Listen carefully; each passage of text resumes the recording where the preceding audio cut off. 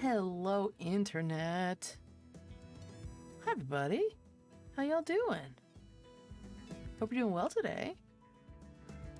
Oh, Franz, your avatar has your status on it, and I don't think it's supposed to, but it's fine. It's just your info from the server, but it's hovering over your kitty cat. I'll have to figure out what the status of that is, or what the settings for that is. There might be an update for that feature. Hello, everybody. Welcome to Discover RPG. Hello. It is Monday, and as such, it is time to chat just a little today about some Dungeons and some Dragons and some TTRPGs. Hello, Matthew. Hi.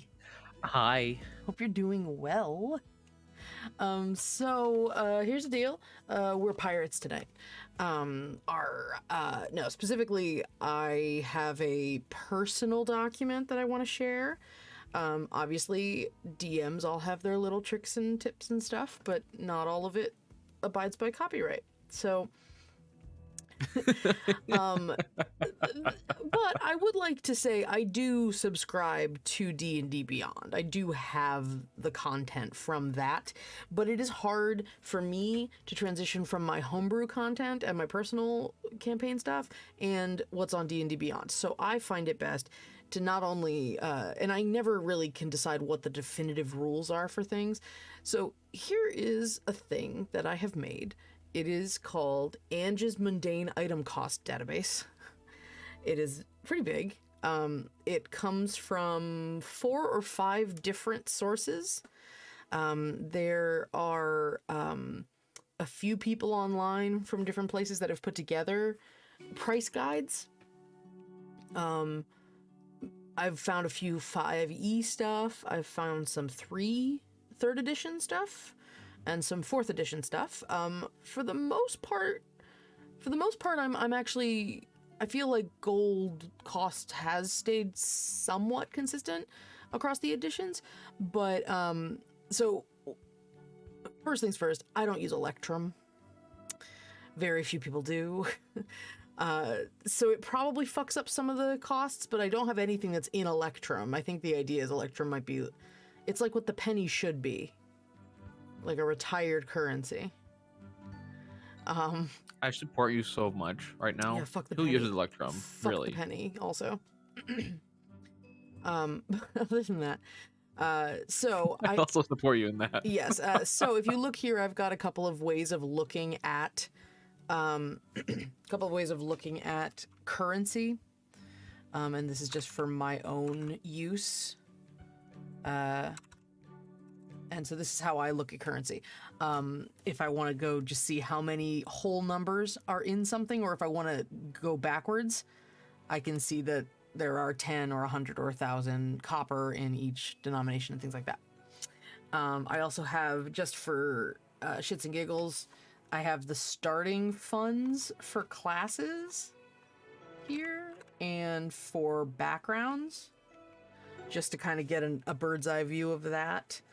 And somebody put together this really nice table that shows at certain levels what you should, like what you might want to start your characters with, which I thought was kind of nice. So what I'm going to do here is basically... just kind of gives you an overview of what might be useful for you as a DM. I'm just format painting here so that it's all there. It's a much smaller, much more reasonable table. So I won't worry about that too much. Right now, this is just some basic reference and material. But so here's what I'm gonna be doing. Oh, here's some more reference stuff as well. Container capacities. So if somebody goes, how much can I fit in a barrel? Okay, I don't fucking know. That's how you know you have a good player. Yeah, so it's like you can about 40 gallons in a barrel. So I can look at this. I also really appreciate trade goods. So you get a sense, so you know, like if someone's gonna say the cost of bread is a good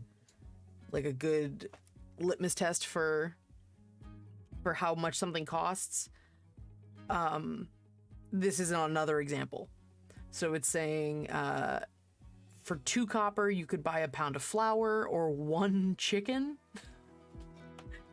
Let's see, 1 gold you could buy a pound of ginger or 1 goat. Let's see, 10 gold is... I'm sorry, that is so ginger. What? Ginger. Okay, so here's, I mean, it's very specific, but if you think about it, and this is something that I'm going to try to emphasize too, a lot of the stuff in D&D kind of vibes off of medieval or pre-modern history, and the idea of spices being very valuable, and so they ended up being high commodity items, because at a certain point you want your food to taste good, and people wanted that. Right. So there was a demand for it. So there's things here. There's lots of spices on this thing. Fuck, a pound of saffron is the same as an ox. I mean, that's still kind of true. Yeah, I was looking at a pound of cloves. I'm like, that's a lot of cloves. Yeah, Lane, I see you. I knew the moment I said something you were gonna be like, I'm a historian. I feel this pain. So I'm actually considering, this is something I've been thinking about, emphasizing the idea of like some plant stuff, using it for storylines or using it for world building. So the idea of what it takes to make saffron and why saffron is so expensive. Oh my God, yes, Matthew. Spices are the official currency of Flavortown. But so the idea of saffron requiring hand fertilization, like you have to, and it only happens in a certain time of the year, a certain time of day, and so you have to like constantly be monitoring them. It's really, saffron are like the pandas of the plant world. They just don't deserve to be around because they just don't want to. They don't want to be. What? Pandas are the laziest fucking animals. They eat. It's like, you know what? You could be eating anything, and you decide to eat bamboo, which is incredibly nutrient deficient and doesn't give you enough energy to want to have babies. Okay, but they didn't have like predators or like anything beforehand. They evolved to be who they are for a reason. They filled a very specific niche. I'm sorry, I'm judging the pandas. You're judging them for not for not having any for not having any self-preservation. All right, we can't have the right words for this on stream. Fine, Caitlin. Hot take. There's my hot take. Pandas are lazy motherfuckers, and saffron is a lazy motherfucking plant. How about that? I won't put any value judgment. I won't put any value judgment on whether or not they deserve to exist, or that we shouldn't. That's fine. It's like Caitlin just appeared the moment I said something shitty about pandas. I love pandas. They're very sweet. Like, they're very cute. I don't know if they're sweet. They could be assholes. I don't know. I mean, they certainly aren't, like, helpful in any way when we try to, save their species, but, They called them himbos. Yeah, I believe that. I like that for them. I'm okay with that. So, let's get off this topic, but I will say that saffron is the panda of the plant world, in just that it takes so much effort to make more. And that's also valid, Sid. If they are helpful to your mental stability, I will allow pandas the right to exist. What? I didn't know it was up to you. I'll stop bitching about them. How about that? I'll stop bitching about them. So this reference table, it has a bunch of things like volumetric, and it has volume and weight capacity for certain containers. So if somebody asks, I can tell them that's how much it is. Some of it's just straight up like a gallon has 128 ounces or 8 pints. But there are other things that was actually valid to have. And then I have the lifestyle like how much it costs to live in a certain lifestyle, and then the DMG description or the PHB description of that. So that's what my first two tabs are, but everything else is just pricing. I have a gigantic list. This is the basic list of gear and items that you could find in a shop. And what I think I'm gonna do is create a tab on here that randomly selects like 20 things from this list. And so I can say, okay, this tavern or this shop has these things, and I don't have to pick them, because there's some stuff in here that I wouldn't even think to have in there, and it would be kind of fun to be able to say it has this stuff in it. So that'll require some Excel voodoo that I can do. I just need to do it. And then, so there are a ton of things in here. This is a combination of the, let me take a look. It's a combination of the D&D 4E, 3E, and 5E item lists. It also includes some stuff from Goods and Gear, which is a 4E guide to pricing. Very, very, very nitpicky and detailed. Lane, let me see. So Lane says, small historian concept is showing the idea of wealth through people's access to spices, or even something like salt, which was also incredibly valuable in certain communities. Wealthy people having fancy spice boxes or chests that are shown off at dinners as a subtle show of wealth to other people. That's fun. I like that. That's why I can afford so many spices. I have a special box. I have a box for them. Yes. But also that's why I am starting to use magic incense in my games. Incense being another commodity that people might have and show their wealth because it's expensive. And it's one use. You burn the incense, it's done. It's just like spices, it's one use. And then I also used something called Fortresses, Temples, and Strongholds, which is on the DM's Guild. So I took all of this stuff, and I put them all into one big spreadsheet for myself. I'm gonna open up my OneNote as well,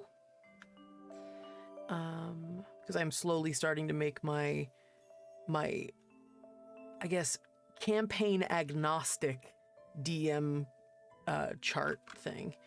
I have different notebooks in my OneNote for different campaigns, and what I end up doing is I start accumulating my DM rules in each of the campaign folders, and I realize I should have just a DM folder. That's just all of the non-campaign specific stuff that I need to reference, because then I can use it across any of my games. So I'm slowly building my own DM notebook of things that would be useful. So I think I've shown that before on the show, like NPC creation, randomizers. Yeah, so now I have this huge fucking list of names that I have checkboxes next to, so when I use them, I check them off so I don't accidentally name someone the same across campaigns or in the same campaign. Well, people have the same names. Some people do, but okay, so here's the thing, and I've allowed it, but for the most part, for me as a storyteller, and because my players sometimes overlap between games, I find that if you have important characters who have the same name, wires get crossed sometimes, and it's probably better just to stay independent. Though we have created situations where that's the case. I allowed. What are you drinking? This is Peppacoa. Okay, so you were just drinking straight up medicine out of the bottle. It's what I thought. It's cough lozenge syrup. It's basically like a big cough drop. Looks like that doesn't look like you're supposed to be drinking it out of the bottle. No, it's a voice actor secret. Sorry, sorry, I got concerned for a second. No, we're unofficially sponsored by Peppacoa because it's amazing. It's like a honey and loquat syrup. And it coats your throat real good. And just makes your throat feel better if you've been talking a lot, which is what I do every day, all day. So, It is very helpful for me. So anyway, tons of shit. I still have to sort of parse it down because I have made copies. When you work with a bunch of different lists, you end up making copies. And there's some duplicates I have to work with. But I also started doing this thing because I'm organizing by alphabetical order. I've started putting things in the front of the entry to make it sort better. So I have like book is one section. So a recipe book, a song book, a spell book, those all go under book, comma, so that I can find them all in one spot. Or chair all ended up in one spot because they had them all titled different things. The big one was equipment. So like toolkits and things you can have proficiency in. I organized those so that they all showed up, and then I also have it. I have a lot of conditional formatting on this, so it changes the color of the column depending on if it's gold, if it has a G, an S, or a C in the sheet. It'll change it visually so that I can just visually see exactly like what tier of cost it is. Because you have a gigantic list like this, it's gonna just start looking like nothing after a while. Yeah. Do you how much do you love your Control F friend? It is required for this particular thing. Yeah. It is vital that exists in this because of how huge this is. But I will say this, and now I can get to my story. So yesterday in my Carnival Cruise game, my pirate game, somebody asked me how much a coffin cost. And I went, let me consult my list. And so I searched coffin. There is no coffin, but I did find casket.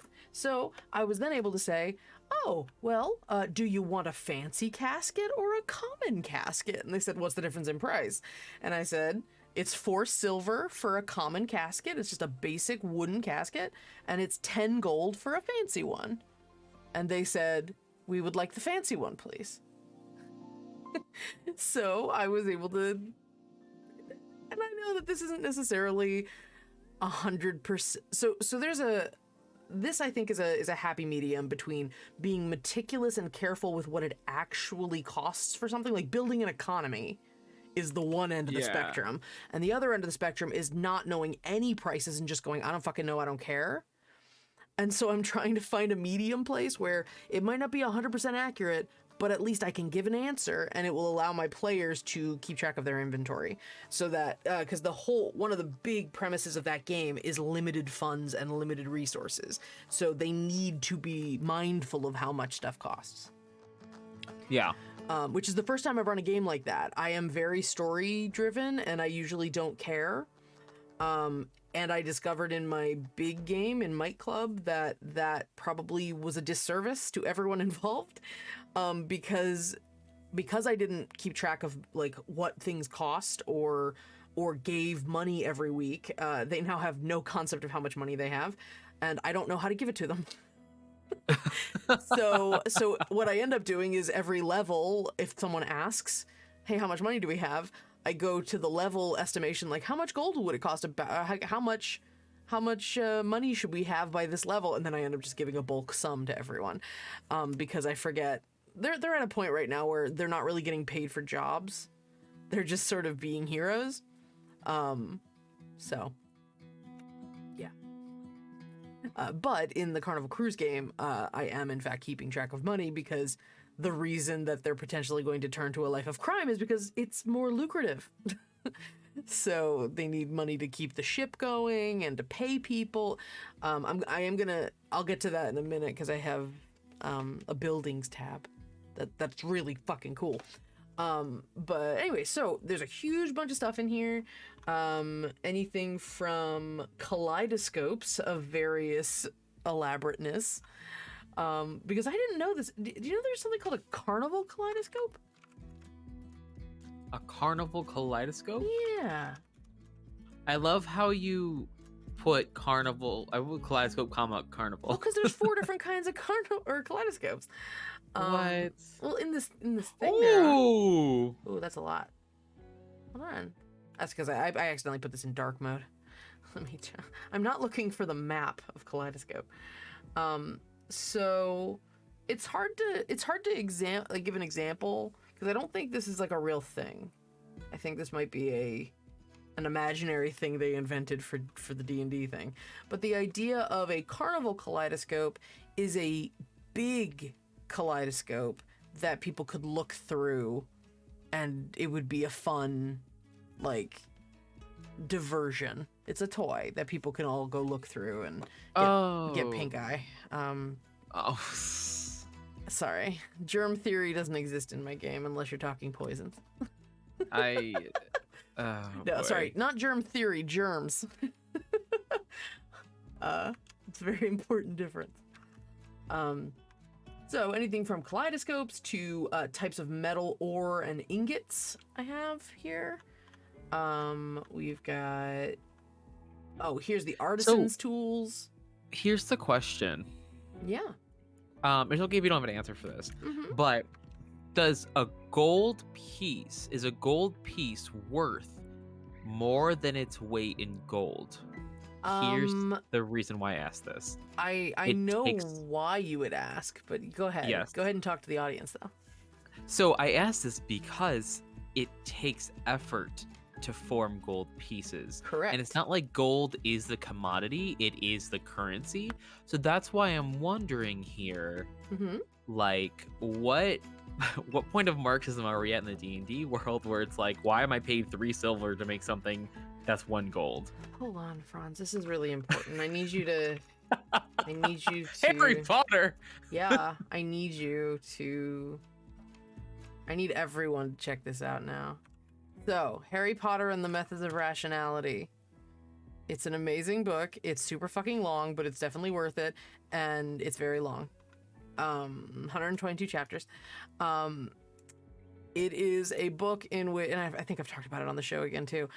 It is a book in which the premise of it's an AU. The premise is Harry was raised by his Aunt Petunia, who did not marry Dursley. She married a college professor, and so Harry is raised in a very rational, very philosophical, very science-based lifestyle as a kid. And so when and there's a couple of changes they make, but another big one is instead of Hagrid going to get him, McGonagall goes to get him. Because why the fuck would you send Hagrid to tell a child that the wizarding world exists? So McGonagall shows up and she turns into a cat to prove that magic is real because he doesn't believe her.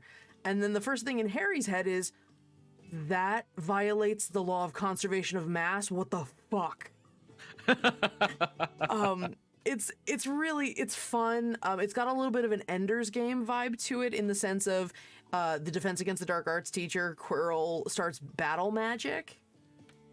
Instead of Defense Against the Dark Arts, he tries to turn it back into what it originally was, which is basically the Ender's Game, like, battle school thing, but with magic.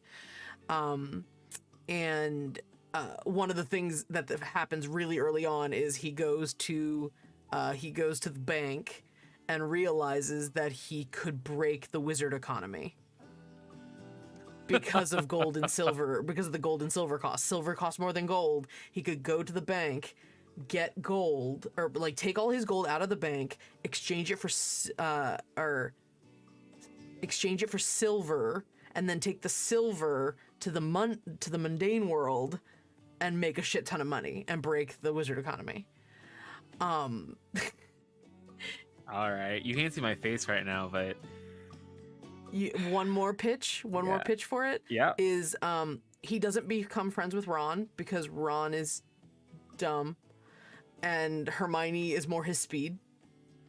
And he meets Draco and decides to take it upon himself to keep Draco from turning into a wizard Nazi, and so he teaches him about Punnett squares to demystify the wizarding inheritance rules. He teaches him about genetics. He teaches him about genetics to prove that, like, pure-bloodedness isn't a thing. Like, he shows him, like, okay, we're gonna go through your family tree. Look, this doesn't make sense. This bullshit they're talking about, like all of the mudblood bullshit, it does not compute. And so he basically Draco has a dramatic redemption arc in the story. Because Harry's what? this kid could turn into a Nazi, and I need to pay attention to him. I'm gonna make friends with him so he doesn't turn evil. Because it is it is an imperative I might actually that I read do it so. because It's fuck J.K. Rowling. No, it's really good. It's definitely we're taking the kids. No, and also it does not directly support her in any way, shape, or form. I can consume it without giving her money. Absolutely, it's great. It has a lot of really fun stuff. Harry just deciding he wants to go all scientific and study the rules of magic as a scientist, with the scientific method is very good. And it doesn't always work. He's just like, I can't. This doesn't make sense. How does it work? And they're like, it's just magic, Harry. He's like, no, that's not acceptable. Also, he gets really pissed about the existence of Azkaban. Yeah, he's like, wait, so you torture people for eternity? Or for like their entire life? That's immoral and awful, and I hate it, and you all are evil. Yes, he really, in this universe, he would be friends. He wouldn't be friends with like Ron, but like Dad Weasley, I'm sure that they would get along swimmingly. Yeah, he doesn't really know the Weasleys that much because of that. That is so sad. But he, like I said, he immediately becomes friends with Hermione, and he becomes friends with Draco because he's trying to save his soul. Basically, like, I really can't it is a moral imperative that I teach this kid to not be a racist. It's very good. It's very good. I didn't expect it to turn this way. Anyway, no. So about my question. Oh no. Should that be one of my Reader's Corner books? Hey guys, should that be one of my Reader's Corner books? It'll take us years to read it. Oh my goodness. I think that could be one of the, well, how long are the chapters? Because I feel like what it could be is that it could be how many words it is. It could be like a fun one. Okay, so we're gonna read girls at the Carrie Club. Mm-hmm. Oh, the girls at Kingfisher Club. Yeah, that one's real short. Oh, it's Carrie. Well, you could read that one, then you could read like a chapter or two of this fan fiction. Yeah, it's pretty long.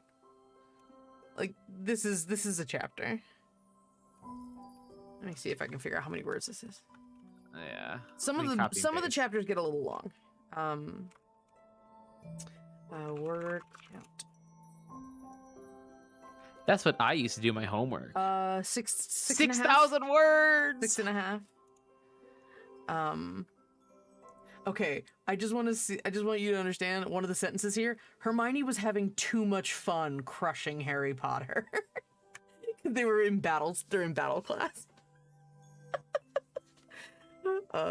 Yeah, he's Harry James Potter Evans Varys. That's his name because of all the hyphenates from his family. Aw, it's very cute.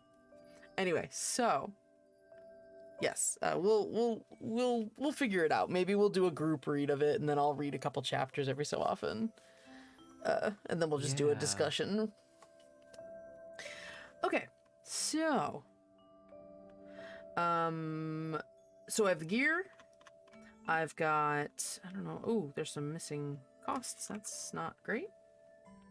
Oh, we'll have to go through and find out where it broke.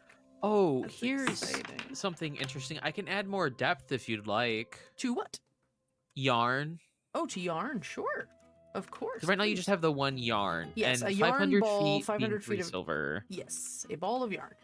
Let me go grab my bag of yarn. I can actually look at the prices for you. Ooh. Oh, sorry. That's fine. I get it.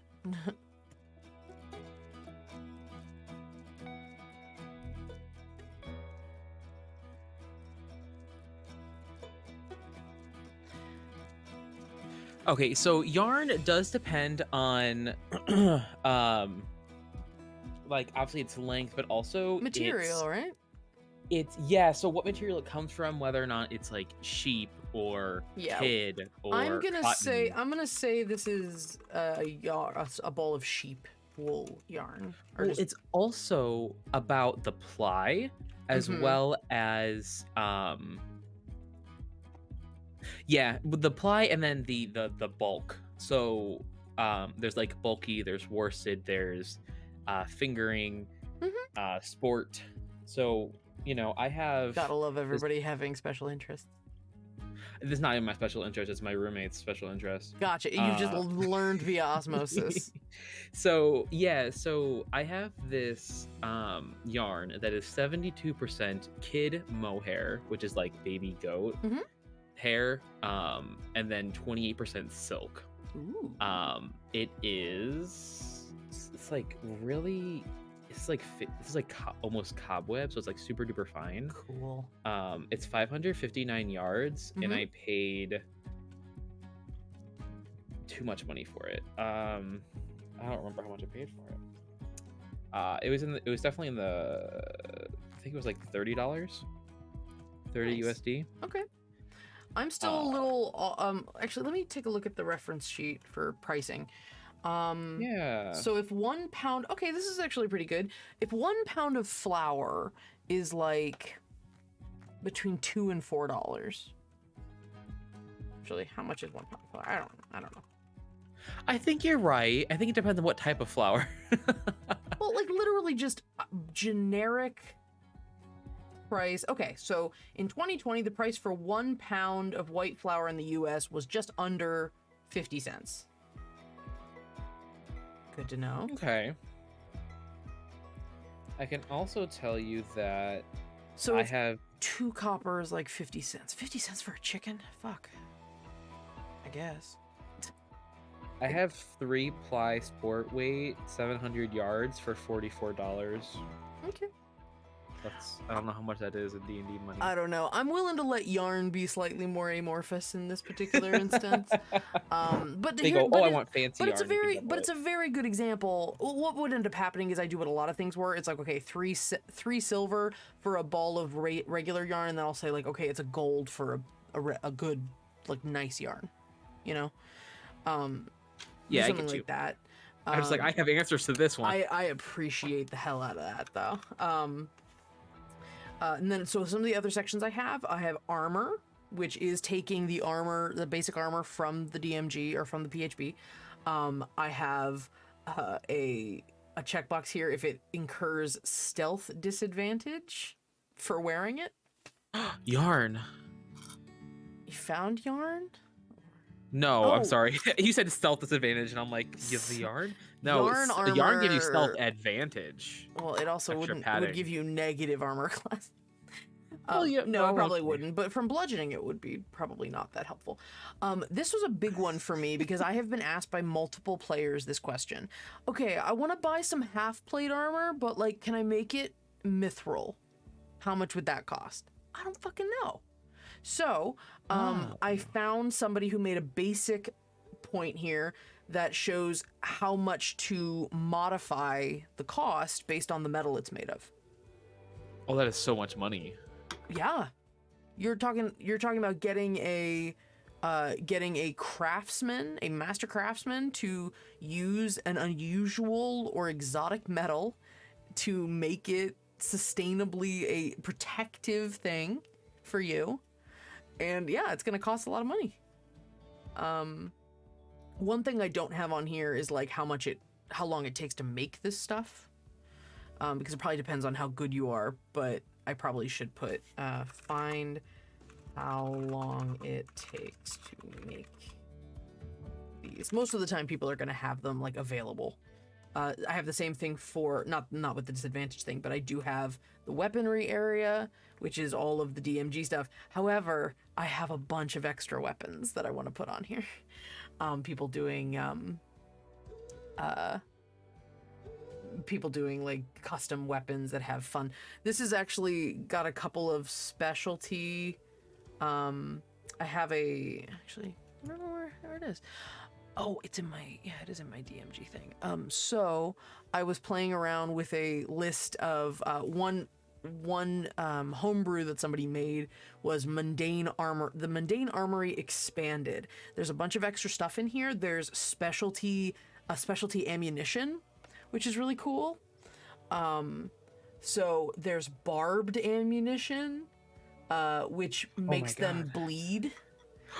Yes. There's Splintering Ammunition, which explodes. So creatures within 10 feet of the target have to take a dex save. There's Smoldering. Oh god. I just hear this and I'm like, Lane, oh no. Smoldering Ammunition. A piece of ammunition with a hollow point containing alchemist's fire and a simple ignition mechanism. In addition to doing normal damage, a creature you hit with a smoldering arrow or bolt is forced to make a dex save or take fire damage at the beginning of its next turn. As an action, a creature ignited can take a dex save to try to extinguish the fire, and if they fail, they continue taking fire damage at the beginning of their turn. Because you have set them on fire. This is so fun. Yeah, Smoking Ammunition. In addition to doing normal damage, this lets out a blast of smoke on contact, a 20-foot sphere centered on the creature. They are heavily obscured until the end of your next turn. And then Bodkin Arrow. When you roll maximum on the weapon's damage dice, roll an additional d4. So that's a mechanically exploding arrow.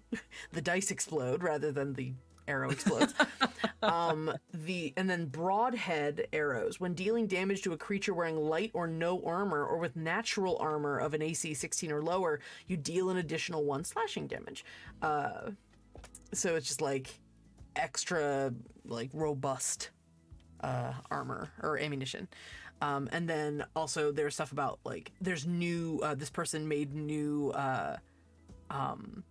metals, things could be made of if you wanted to add some interesting magic armor options. This is cool. So Guy Steel. All metal armor, as well as any weapon, can be made of Guy Steel. Guy Steel armor and weapons count as magical and are unbreakable. Whenever a Guy Steel weapon or piece of ammunition hits an object, it is a critical hit.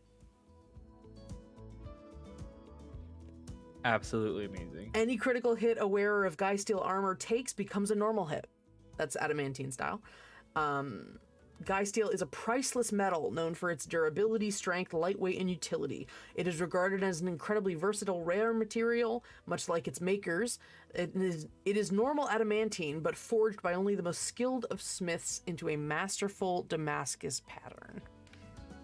So that is like... I would only give that, like, I would keep that as a very, like, low damage weapon. Like, but that's the thing, you give that to a rogue? Oh, that's the thing, so I would do it, like, on a dagger, because the dagger would always do max damage then, but that doesn't max the rogue's damage, it just maxes the dagger's damage. Yeah. So you'd always do a 4 on the damage, but then you'd do all your rogue stuff. So that would be really cool for a rogue to have, just to like simplify the counting. So it's like you never have to roll the d4, you always roll 4. But I don't know if I would do that for like, say, I don't know if I would. I guess it's okay for that to be very rare. That's not a huge deal. Because most of the multipliers and things come from other abilities, not from the weapon itself. You know? So I guess it's not the worst thing in the world to give someone a crit. Oh no, it's not max damage, that's crit damage on it. Okay, hold on. That's actually a slightly different animal. Anyway, so some of the other ones, Aethel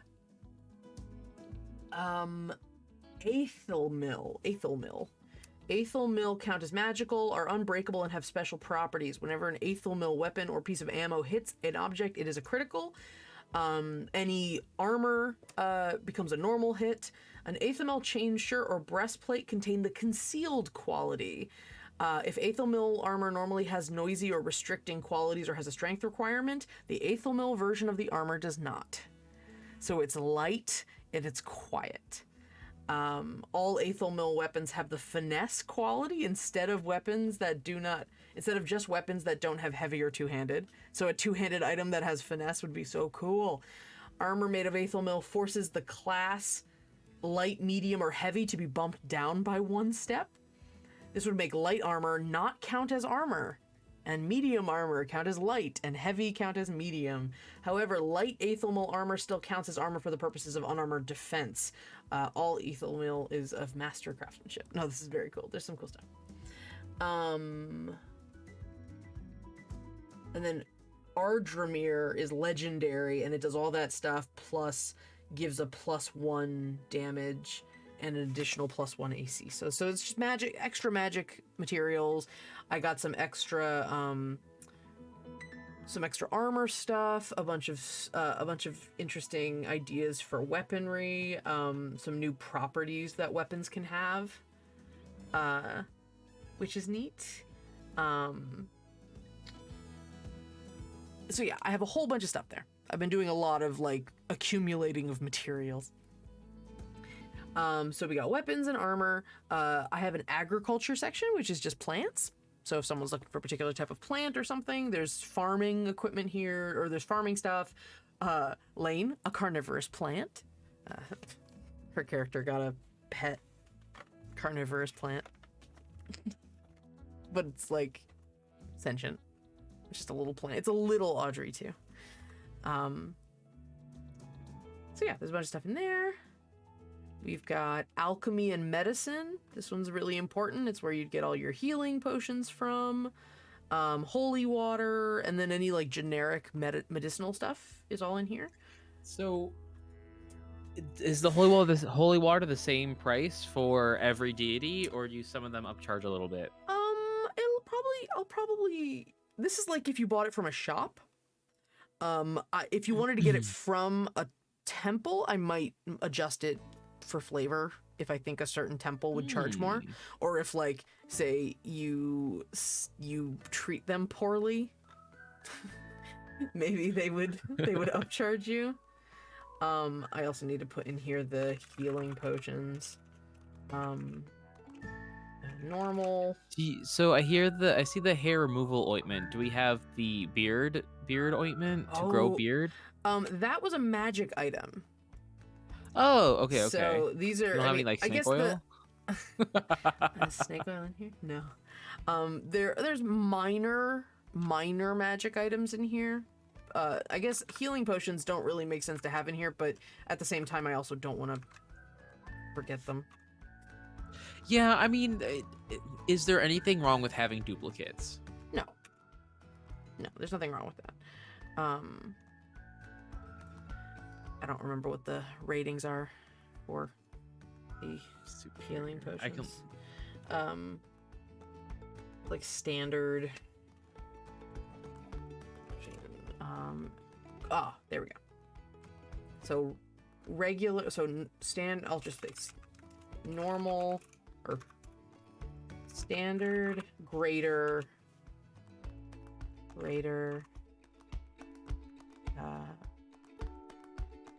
And then Supreme is the last one. Good. And then there's the prices. That's very helpful. So standard is 50 gold, 100 gold, 500 gold, and 1350.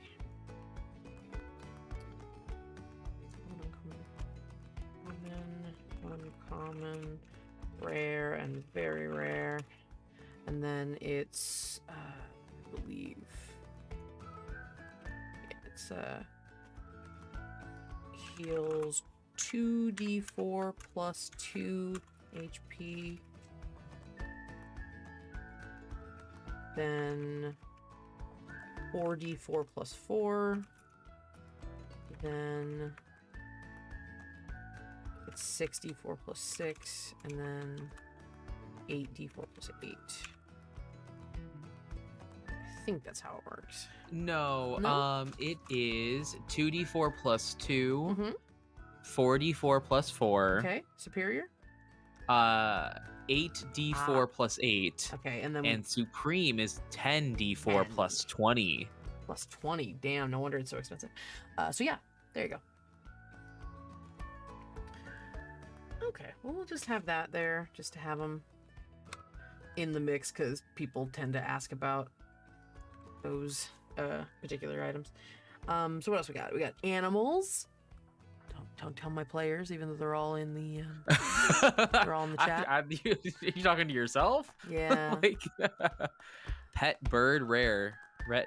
Bird pet rare. Pet a rare bird. 50 gold, please. I'm trying to like A baboon, like live, like for a pet. Yep. Same as a regular baboon, only more domesticated, still prone to having a violent temper, usually raised or sold to guard lairs or as a pet. Now remember, this is not the same as every pet store has these. It is just an example of if I was to look for animals that were available. But it also includes farm animals. So like cattle and things are in this list as well. We already know goats are 1 gold. There's a goat. Is there a goose? There's a goose. Yes, fuck the goose. Whoa. Geese are horrifying. Have you not played Untitled Geese game? Untitled Geese game? Untitled Goose They game? made a sequel? No, but there is a multiplayer mod. No, I have not played Untitled Goose Game, but I also live where Canadian geese live. They don't like dogs. That's fair. That's valid, 26 honestly. mules. Why do I have to roll for them? I think it was just a randomizer. Like, the idea is just the idea is if you are if you're looking to put something in, I'm just gonna delete it. It doesn't really matter. Well, the idea being that if you're not sure how many to put, if someone's like, well, how many mules are there? Okay, I don't know. And you say, okay, there's this many mules. So 3 gold a pig. There. Sounds good. What else we got? Okay, so, I'll skip buildings. Clothing. There's a shit ton of clothing. Food and drink is very big. Very big list. Gems and jewelry is actually very interesting. So a bunch of jewelry, a bunch of jewels, like gems, with their prices, but then the cost of a piece of jewelry. And then here is a set of equations to figure out how much one would cost. So I'd like to make a silver ring. It's going to be fancy and it's going to have a citrine in it. And you can be like, okay, bump, bump, bump, bump, bump. That's how much it costs. Do you remember our conversation from a couple months ago about the lab created jewels? Yes. Have you taken this into factor? I don't know. No, I had not. Because I think it'd be very interesting. So like, okay, here's a chrysoberyl, whatever that is. What if I bought one that was created in chrysoberyl? What is a chrysoberyl? Ooh. Oh, those are actually kind of cool. It's an illuminate of beryllium. They're pretty. What I want to include, what I would like to include on this list is like a link to a picture, so I could show, like, I know what the fucking thing looks like. Yeah, that'd be really cool. Either that or like embed it. Either that or adding a picture and just make this list a little longer. Yeah, because I feel like, you know, that's for like a natural one that they like not scavenged, excavated or whatever. Okay, so yeah, so let's say add considerations for artificially created gems. Did we say, we said they were the idea how they affected spellcasting? Did we say that? I know it was an idea to where like what makes a gem powerful? Is it like the crystalline structure of it? Is it how it's like on a molecular level? Yeah. Or is it like it comes from the earth type deal? So it was a conversation we had, but it wasn't something that we had like fleshed out. Okay. I mean, it's honestly in like modern sort of like magic, like Wiccan circles, there are some opinions where like, oh, well, It doesn't matter if like amethyst is for healing. It doesn't matter what your intentions are, because like those are blood diamonds, and like the blood of the children who had to like excavate them will forever outweigh your intentions with the freaking crystals. Yeah. I So have issues, like, for example, I kind of have issues, and I can't really change it because of the way that it's designed in the game, but diamonds being super expensive is bullshit. So yes. So I almost wonder if in the future I consider the idea of having the requirement not necessarily be an actual diamond, but a gem worth that much. Instead of it being a diamond, it just has to be a large enough gem that is worth a certain amount of money. You know, something like that, because then that removes diamonds specifically being super valuable. Right. I mean, and I suppose that makes sense, but at that point, I know it's because like the spell is like you're trying to convey the spell as hard, so you have to have the right resources to get the components for the spell. Yeah. But at that point, is it the specific diamond that's the component, or just something that is the value? Can I launder money and purchase this rock and say it's a gem worth XYZ amount? Like, are we trying to trick the pattern of magic here? Yeah, I think the idea. Fuck, your brain, Franz, is wonderful. But the idea of maybe gemstones are maybe it's more about the idea of people in the like things. This is a utopian ideal that the monetary cost of something is directly associated with its actual value. Right. So people know that. Well, I mean, actually, okay, I think I can logic this out. Here's how I logic this out. So, at some point in the history of magic, in the history of arcane practice, or rather specifically divine magic, it was discovered, or it was told to mortals that diamonds were what you needed to bring someone back from the dead, right? It's just, for whatever reason, that's what the gods wanted. And because of that, that is why they are expensive. Because they were artificially bumped up because people hoarded them because they help you bring people back from the dead. So maybe that's the economic justification. So it's sort of like reverse justifying it.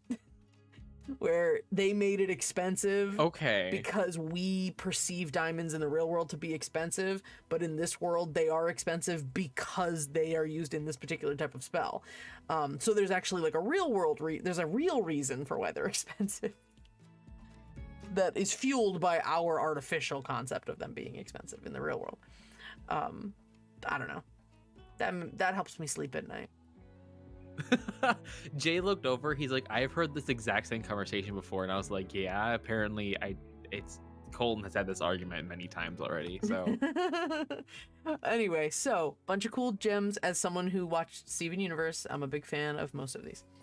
Also have vehicles and mounts. Might I direct your attention to the llama? Llama. But it includes things to go around in on the land. It has boat costs, which I know this already. That a sailing ship's about 10,000 gold. I need to put airships in here too.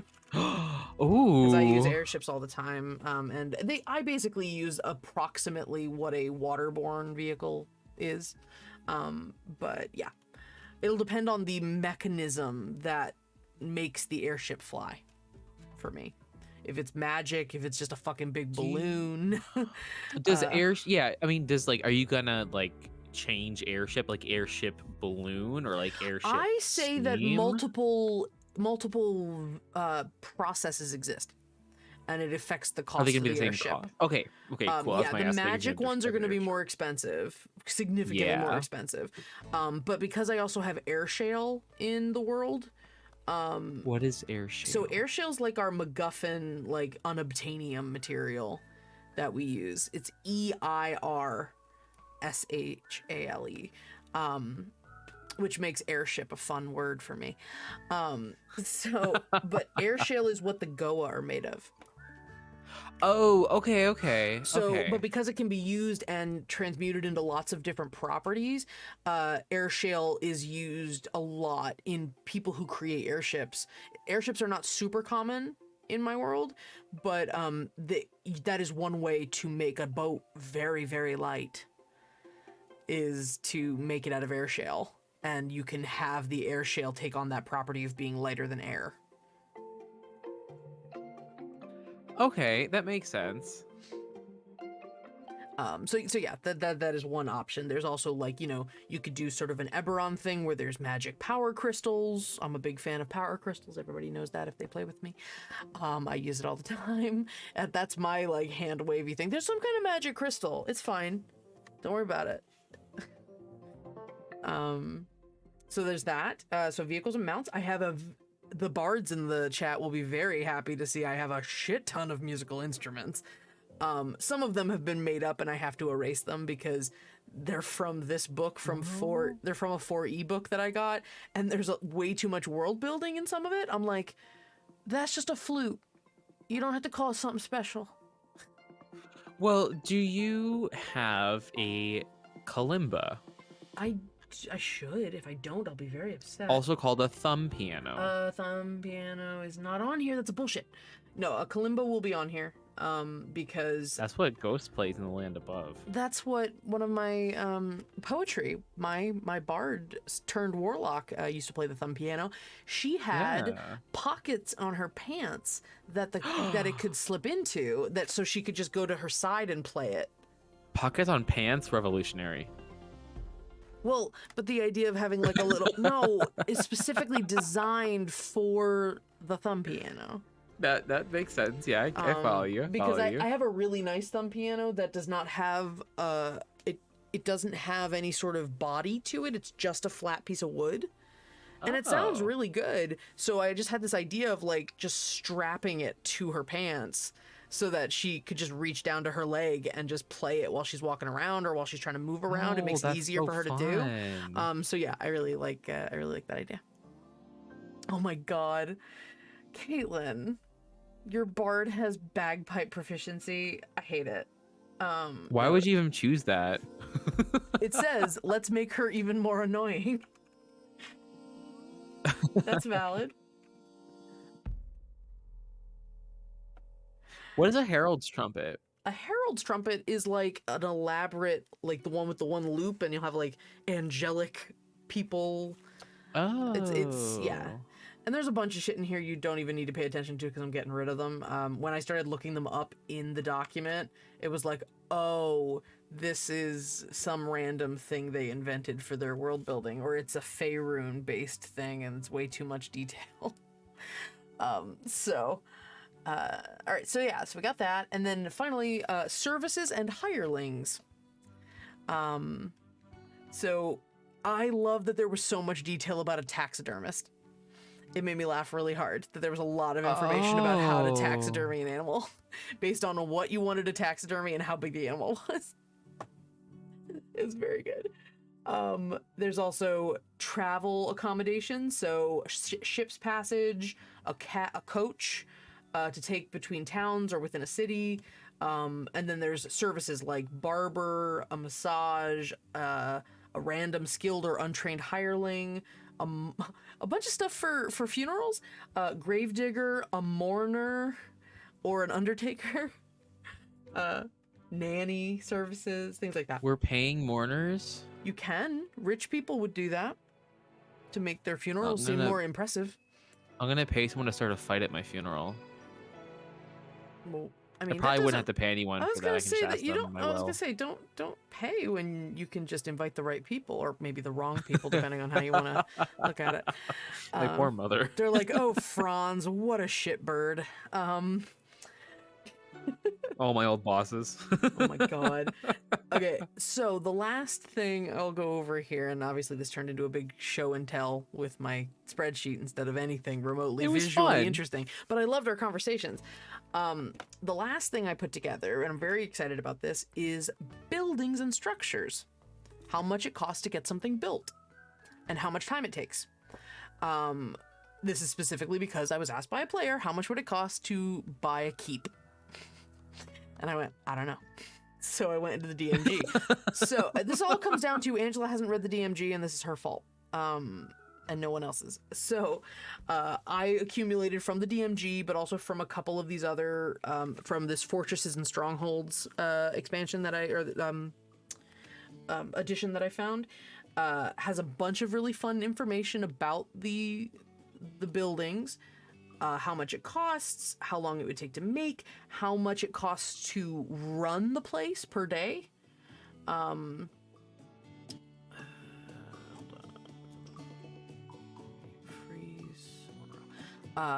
square footage of the place. One of the most important things that I found, though, was this idea of expansion points. That each of these each of these structures has a certain number of slots that you can apply to add expansions to the building. And so they have a mechanic called expansions. And so there's a whole section in the book or in the PDF about things you can add to your buildings. And it's less to do with square footage and more to do with like basic infrastructure. So like if it requires people, if it requires land of a certain kind to run, if it just functionally makes sense to put this in, kind of stuff. It's a little nebulous, but the main point is to limit, you basically would have to buy a bigger place if you want to have more slots beyond what the building. So a small keep can only have so many things added to it, and you'd probably have to go buy a bigger keep in order to have something that had twice as many rooms, specialty rooms. It's just a mechanic to keep people from putting everything in. Yeah, that's fair. There's things like all of these things have benefits to them, like in-game benefits, which is very neat. The Alchemist Lab, which has all the materials for an alchemist, so alchemist supplies, poisoner kit, and herbalism kit. As such, each of these tools is always considered to be present here because it has all the materials that those would need. Additionally, if you're proficient with alchemist supplies, you get a bonus to crafting magic items when you're in this room. Because you're literally in a place designed to make them. Poisoner's kit, you would also get bonuses for crafting poisons. It takes a quarter of the normal time to craft the item in question, and it costs half as much gold because the room already has a bunch of the materials, which I thought was really cool.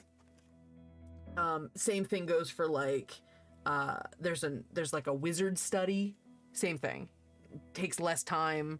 An arcanist study. When you do it, you pick a school of magic. Or I think it says you might pick 2 schools of magic, but you get those benefits for doing things with those schools of magic in that arcanist study. There's armory stuff. You can have a bank, baths, a chapel, docks, an escape tunnel, an invocation chamber. You can invoke a powerful entity. Ooh, I'm gonna look into that. That's cool. That's like a warlock space. Lecture halls if you want to do teaching. Libraries, lodging. It just seemed like a lot of what was going on with my players. I want to start encouraging the stronghold, like building a stronghold, so they feel connected to the place that they're at. So I want to give them the opportunity to have something like that. And what's going to happen, though, especially with the pirate game, is that I'm going to take this idea of expansion slots and I am going to apply it to a boat. So there will be things they can add to the boat based on how big the boat is. And I have already started collecting a bunch of information about what to do with a boat when you have upgrades. Some of this comes from the Salt Marsh. Yeah. And then there was a bonus thing that somebody made on DM's Guild called extra ship upgrades, perfect for any nautical campaign. So there's some other things you can do. But what's really neat is, so there's hull upgrades that do neat things. Ooh. Anything with Death Vessel. anything with the green, the little, it's subtle, but anything with the green titles, those are the non-canon ones. So I could kind of track where they came from. But so like there's a reflective hull. Your ship gains the hide action because it reflects the sea and blends into the water. God. It's kind of cool. The ghost hull is so cool. Ghost hull. This hull was crafted from the wood of a sunken ship. The crew who once sailed the ship can call it into the ethereal plane.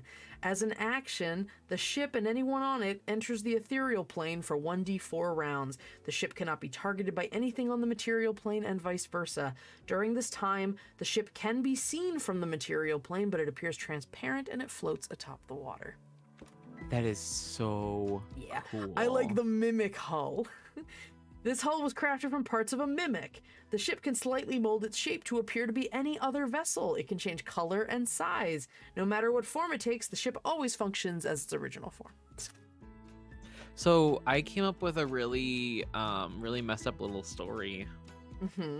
With the idea of ghost hulls, do you think there's ever been a time where like a ship was like purposefully sunk in order to harvest stuff for ghost hulls? Fuck. Hold on.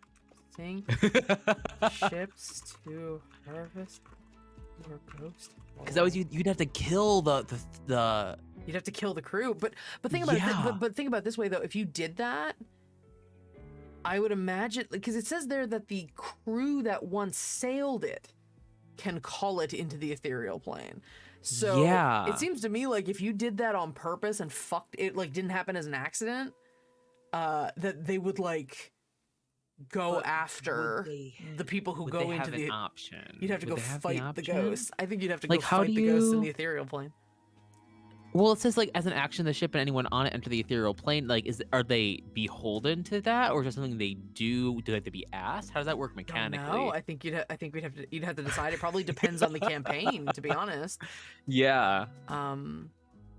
Make sure I've got some notes. That's a nice little kitchen you got there. I know, thank you. Ooh. Aren't they cute? They're cute. Ideas. I'm putting that in. That's really cool. Yeah. That's a fun idea for like what a pirate might be doing. I can't like come up with my own ideas to save my life, but I'm so good at giving other people ideas for their campaigns. So there are there's hull improvements, there's movement upgrades. Clockwork oars. You only require one crewmate to use them because you can push a button, so they're automated. Dragon sails. Dragon scales woven into these sails make them more resistant to damage. The sail gains a +3 bonus to AC and has resistance to a damage type based on the scales that they were crafted with. Dragon sails, dragon sails. Screaming sails, woven from the energy of captured wraiths and bound with the spirit of a banshee. These sails mournfully groan when they catch the wind. This is a canon one. This is so cool. As an action, while within 5 feet of the sails, the ship's captain can cause the sails to unleash a howl. Every creature hostile to the ship who is on board or within 300 feet of it must succeed on a wisdom save, or the creature takes 4d6 psychic damage and is frightened for a minute. That is so cool. Oh my god. There's scything oars. Sharpened, magically reinforced oars make a vessel dangerous to approach. To make a dex save or take slashing damage. That is so cool. Summon draft. Chains that hang from the front of the ship are imbued with conjuration magic. As an action, the ship can summon an aquatic creature to pull it. The creature gives the ship an additional 30 movement speed, but it can't take actions and disappears if it takes damage. Once the creature disappears, it cannot be summoned again for an hour. And spider silk sails. Oh no, these silky white sails are weaved by charmed spiders. Spiders are often seen crawling along the sails and occasionally falling on crew members.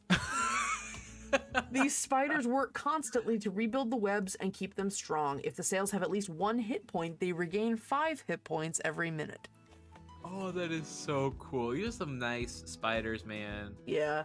Weapon upgrades. So there's homing rounds, smoke rounds, grasping rounds, explosive, concussive, and arcane artillery, which count as magical damage. The figureheads are awesome. figurehead upgrades, Oh. basically charms. So you have one that this one turns into this is a golem that turns into a guardian that can fight and then goes back to the figurehead position. A red dragon can create a 60-foot cone of flame that originates from the figurehead. Oh my God. The storm giant creates a storm cone, like a thunder cone. The Grim Reaper, the ship can activate it, forcing enemies on the ship to make a DC 14 wisdom save or roll their next attack with disadvantage. Kraken, the ship can activate this item, causing the ship to have the same effect as an immovable rod, with the adjustment that it can support weight equal to the ship's cargo capacity. When activated, the Kraken's tentacles drop down, wrapping around the outside of the ship. The Sea Mother is really nice. Yeah, you activate it to stabilize everyone on the ship, so if anyone's unconscious, that's very good. The Cleric, turn undead within 100 feet of the figurehead. And the Shark, at any time there are 2d4 reef sharks following the ship. The sharks are normally passive unless provoked. They do not attack, and as an action, the ship can activate this item, causing the sharks to go into a frenzy. They will attack any creature within 50 feet of the ship.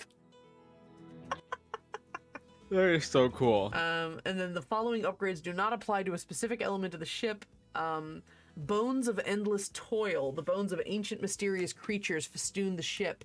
Potent runes crawl across these remains, emitting a sickly green radiance. When a humanoid dies upon the ship, the creature must make a wisdom save, and on a successful save, it dies as normal. If it fails, it immediately rises as a zombie obedient to the ship's captain. The zombie gains a working knowledge of the ship, allowing it to serve as a member of the crew. A number of creatures equal to the ship's creature capacity can be animated in this manner at any given time. That's awesome.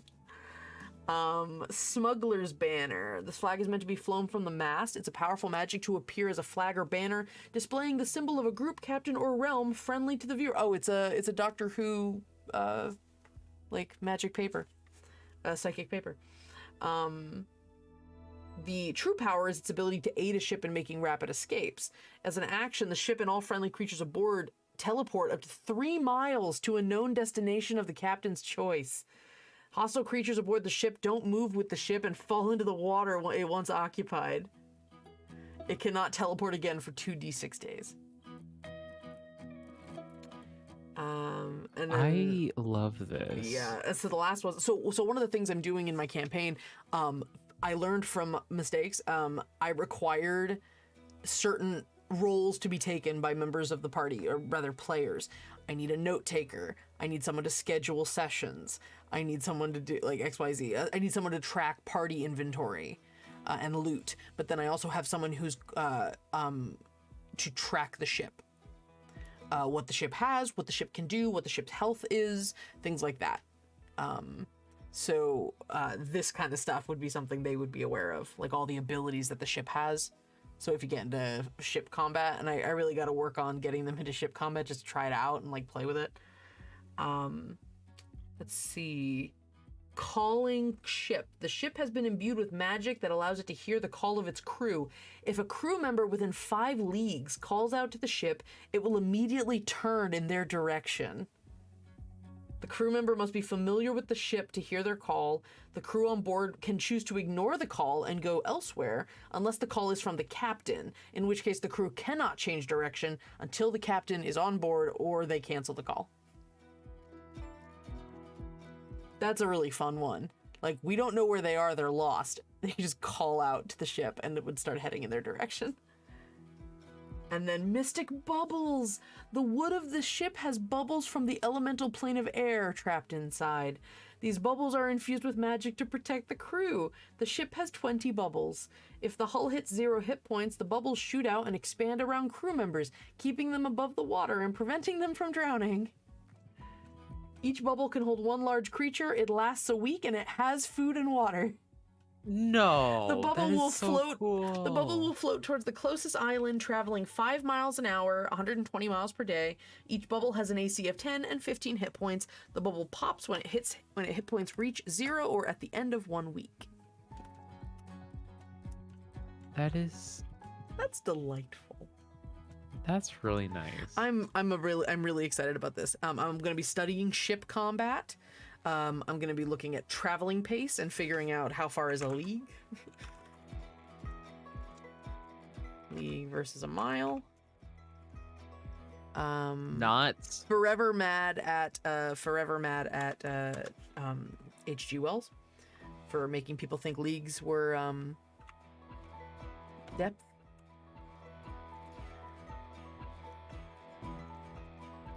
So a nautical league is 3.45 miles. Okay. I don't know why. Because league came first, and then miles were determined, so it's not an even conversion. Why, like, feet is, it's not that it came first necessarily, but it's a simpler, like, it was literally your foot for a while. Damn, I didn't know that. It was a relative. You know what they say about big feet? Easier to measure distance. Big shoes. Mm-hmm. Know what to say about big shoes? Big footprints. Big Monsters, shoelaces. You know what I'm saying? Big shoelaces. Long shoelaces. Long shoelaces. Anyway. Jay, she keeps looking at me like, "What the hell are you talking about?" So, we are since I wrapped on that. Oh, why am I showing this? I accidentally moved OBS. Don't worry about it. Everything's fine. Infinity. I am, in case you want to see, this is the ship. The Calliope. The Calliope. The Calliope, yes. This is version 1, which is the rust bucket. I don't know if you can see, but it's missing, like floorboard pieces. They have already started fixing the boat up. It is seaworthy. So I'll be slowly updating the picture. But I did realize something, and I have to let them know that I did probably misunderstand the way that this was set up, that there should be a room underneath the Calliope, and I just have it go down into the deck, and so I need to update the map, because there should be one extra room on the ship. The captain's quarters. Like the captain's office is like on the front of the ship. Why? Because it just was. I might switch it up. I'll just, retcon it. Be like, this is actually what it would look like. And I'm learning my nautical directions. Port and starboard. You know how you remember? Starboard. It's where I put my enamel pins. Yep. Well, so when you, wow.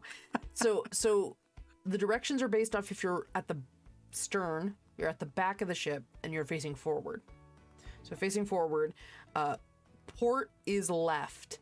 There are 4 letters in port, and there are 4 letters in left. That helps. Also, there is no red port left in the bottle. There's no port left in the bottle. That's how I remember. No port left in the bottle. Yep. Oh, that's helpful. Cool. And there is no red port wine left in the bottle is helpful because in modern nautical use, green and red are very often used to denote port and starboard. Port is red and starboard is green. So that helps too. Just remember port and you'll remember starboard's the other one. That's basically how I was doing it. There is no red port wine left in the bottle. Oh, you know what? That is so cool. That is really cool. And then forward is towards the bow, and aft is towards the stern. So I'm trying to learn nautical terms so that I can appropriately explain things. So that's the idea. Nice. Okay. And I think that I might call it there, because I am getting sleepy. I read D&D really or did something every single day last week, so I'm tired. Dang. And especially since I added Reader's Corner to Saturday, I have something every day. So thank you all so much for joining us for this little chat, and thank you everyone who participated in chat. You guys were awesome. It was very fun to hang out and have some conversation with you. We are here every week, every Monday, 6 p.m. Pacific, 9 p.m. Eastern, and be sure to check us out on Patreon. Patreon.com/nerdsmith if you like what you are watching and you want to see some stuff like this. I'll release this picture on Patreon very soon. And we're starting to use Patreon as just our normal blog. So if you follow us and don't necessarily, if you're not in a place right now where you can support us monetarily, that is okay. But we do encourage you to follow us on Patreon because we'll be putting out public postings there as just like a way to share info and share content that isn't going to be exclusive to our patrons. So check it out. We also have World Ember is going on at World Anvil this month.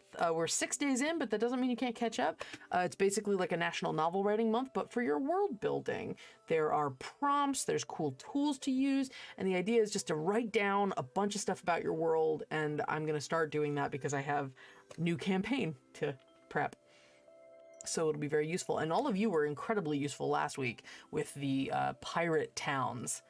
God, I'm excited about those. Franz, Caitlin came up with one called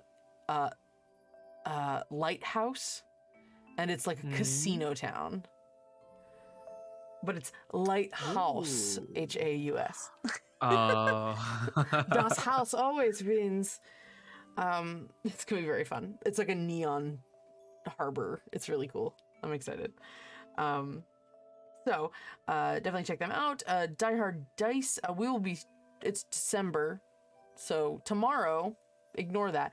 Tomorrow we will have on Shenanigans a new set of featured dice or featured product from Die Hard Dice. So be sure to check that out. Again, congratulations to Lane for winning our Shenanigans art contest with her awesome fic that she wrote.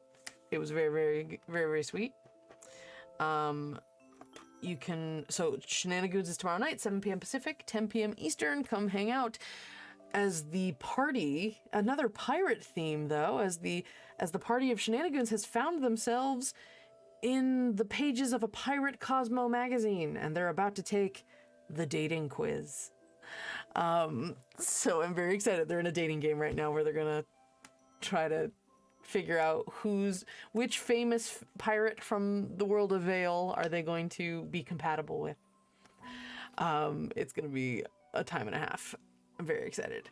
And then also, as we were kind of hinting at today, please join our Discord server. We've got new community events going on, including Reader's Corner back in its Discord iteration. We'll be using the stage on our Discord server while I spend an hour or so on Saturday nights reading from a book of choice. We will probably get to Harry Potter and the Methods of Rationality, but for now we are reading The Girls at the Kingfisher Club, which is a delightful 1920s Prohibition era re-theming of the fairy tale called The 12 Dancing Princesses. It is very good. I adore this book so much. It's very well written by Genevieve Valentine. And it's not magic. It's just like a historic novel kind of thing. But it is really beautifully written, and it just makes me tear up and stuff. It's real good. So we're on chapter 4. If you want to catch up, we've got a thread going on the Discord server where you can find out where we are, and please support Genevieve Valentine. Buy the book if you want to follow along, or just read it on your own. There's also an audiobook, but we're just hanging out, and I'll be reading it because I love reading books. And we've got some music going when we do it. Got some jazz music going when we play, or when I read, and we'll have a good time. Do you have anything, Franz? I do not. I unfortunately missed the first iteration of Reader's Corner because I was sleepy. I had a case of the sleepies bedtime. A-okay. So I highly encourage. It's a very short book. Highly encourage grabbing a copy if you want, and reading it. If not, we'll do a little bit of a recap before we start on Saturday. Or at least I'll put it in the Discord server. I'll put a recap in the Discord server. So, thank you all so much for joining us once again. We will see you here next week, or hopefully tomorrow, for Shenanigans. Have yourselves a lovely evening, hopefully restful evening. Please take care of yourselves, and above all, do us both a favor and be good to each other. Good night, everybody. Bye. Bye-bye. Bye-bye now. Bye-bye. I want everybody to dance. I'm just like I tell you. And when I say hold yourself, I want all of you get ready to stop. When I